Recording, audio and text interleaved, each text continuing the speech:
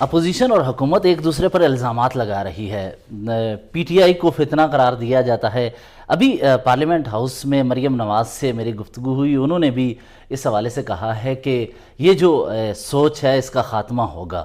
تو یہ کیا سوچ ہے آپ کی ایسی کہ جس کا خاتمہ چاہتی ہے ریاست بھی، یہ آپ کے مخالف بھی چاہتے ہیں؟ ایسا ہے کیا سوچ ہے؟ دیکھیں، مریم بی بی جو ہے نا انتہائی ایک متعصب خاتون ہے۔ وہ جس طرح اپنے طاقت کا غلط استعمال کر رہی ہے، اور یہ جو اس وقت انہوں نے ہمارے جو ورکرز ہیں، ہمارے جو پارلیمنٹیرین ہیں، اس کے اوپر جو ہے نا دیرہ تنگ کر دیا ہے، چادر اور چار دیواری کی بدترین پامالی ہو رہی ہے۔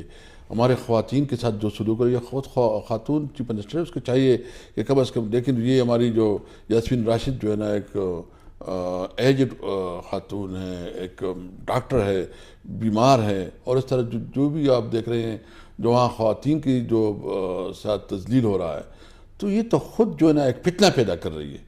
اور انہوں نے پنجاب کو ایک فاشسٹ اسٹیٹ ڈکلیئر کیا ہے۔ انہیں پنجاب میں آپ کو کوئی سیاسی ایکٹیویٹیز نہیں دی جا رہی، آپ جیسا جلوس نہیں کر سکتے، آپ اپنی بات نہیں کر سکتے۔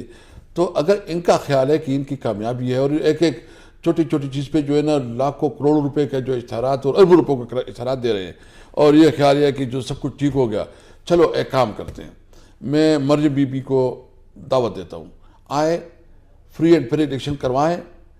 اگر آپ 10 سیٹیں بھی جیتے نا، 10 سیٹ، تو ہم سیاست چھوڑ دیں گے۔ اچھا، آپ نے تو چیلنج انہیں کیا ہے۔ دوسری طرف اپوزیشن اتحاد کی بات ہو رہی ہے، فریش الیکشن کا مطالبہ مولانا فضل الرحمان نے خود کیا۔ جب آپ کے گھر پہ عشائیہ تھا تو مولانا فضل الرحمان آگے بڑھے، اور شاہد خاقان عباسی دونوں نے یہ اعلان کیا کہ یہ چیف الیکشن کمشنر کی تعیناتی ہونی چاہیے اور فری اینڈ فیئر الیکشن ہونا چاہیے۔ تو اس وقت اتحاد میں پیش رفت کہاں تک پہنچی ہے اتفاق کے لیے؟ کیونکہ ایسا خبریں آ رہی ہیں کہ کہیں یہ اتفاق نہیں ہو رہا، آپ کے ساتھ مولانا فضل الرحمان کے کوئی روابط ختم ہو گئے ہیں، کچھ اس طرح کی بات ہے؟ نہیں، آج ہماری ایک میٹنگ ہے جمعیت علماء اسلام کے ساتھ، اور دوسری بات یہ ہے کہ جو ہم نے ایک کانفرنس کی تھی، اس کے جو قومی ایجنڈا تھا، اس کے تقریباً اس کے مطابق جو ہے نا ہم نے ایک چارٹر آف یوں سمجھے کہ قومی ایجنڈا وہ تیار کیا ہوا ہے، اور ہماری خواہش یہ ہے کہ اسی ہفتے جو ہے نا ہم ایک پھر سے میٹنگ کریں اور اس ایجنڈے کو فائنل کریں، اور پھر اس ایجنڈے کے لیے ہم عوام میں جائیں گے۔ اچھا، اس ایجنڈے کی کوشش کے لیے اسلام آباد میں ایک نشست ہوئی تھی جس کے بعد ایجنڈے پر کام ہوا، تو ابھی کیا صورتحال ہے؟ اس کے بعد ایجنڈا منیمم ایسا ہوگا جس پہ تمام جماعتیں بشمول جے یو آئی فے آ جائے اور آپ آگے بڑھیں، اور یہ کب تک مکمل ہوگا؟ میرا خیال میں 1-2 دن میں ہو جائے گا یہ، اور اس میں GDA, Shahid Khaqan Abbasi, PTI اور دیگر جو سندھ کی قوم پرست جماعتوں سمیت سندھ کی قوم جماعتیں، پرست جماعتیں ہیں، بلوچستان کے جو چکزئی صاحب اور مینگر صاحب ہیں، اس سارے اس میں خود جو ہے نا ڈرافٹنگ میں مشترکہ طور پر کام کر رہے ہیں، اور ہم نے یہ ایجنڈا جو ہے نا یہ قومی جمعیت علماء اسلام اور جماعت اسلامی کے ساتھ بھی شیئر کر رہے ہیں۔ ہم ایک قومی ایجنڈا بنانا چاہتے ہیں۔ اس وقت کرائسس ایسے ہیں کہ ایک پارٹی کی بس کی بات نہیں ہے، یہ پوری قومی ایجنڈا جو ہے نا پوری اپوزیشن کو ساتھ لے کے جانا ہوگا، کیونکہ اس وقت ملک کی انٹیگریٹی اور ملک کے ساورنٹی کے لیے بہت بڑے خطرات ہیں۔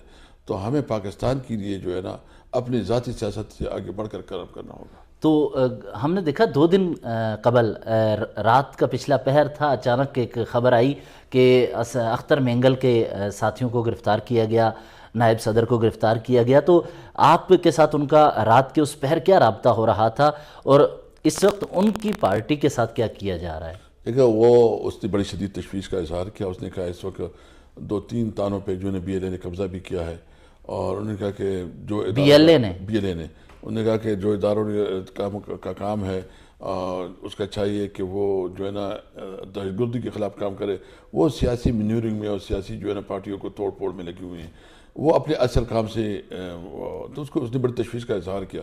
انہوں نے کہا ہم نے بالکل جو ہمارا آئین اور قانون ہے اس کے مطابق اپنی جدوجہد کو آگے بڑھانا چاہتے ہیں۔ تو انشاءاللہ اس کی جو جب بھی میٹنگ ہم بلائیں گے، ابھی ڈیریکٹ ہم نے نہیں، سربراہی اجلاس بلائیں گے، سب سے مشاورت سے انشاءاللہ بلائیں گے اس کو۔ تو اس کا مطلب ہے یہ رمضان اینڈ ہوتے ہی آپ کی تحریک کا باضابطہ آغاز ہو جائے گا؟ دیکھیں، میں ابھی یہ کہہ سکتا ہوں کہ ہم آپس میں مشاورت کر رہے ہیں، اور جو بھی مشاورت میں ہوگا، لیکن یہ حکومت جتنی دیر رہے گی ان کی مسائل بڑھتے جا رہے ہیں، اکانومی جو ہے نا ڈوبتی جا رہی ہے، امن و امان کی صورتحال انتہائی بدتر ہو گئی ہے. بلوچستان اور خیبر پختونخوا کیا پنجاب اور سندھ میں بھی حالات، یعنی پورے ملک میں اور کشمیر میں بھی سیریس چیلنجز ہیں. تو اس وقت بہت سیریس چیلنجز ہے اور ہمیں سیریس چیلنجز کے نکلنے کے لیے ایک قومی ایجنڈا چاہیے.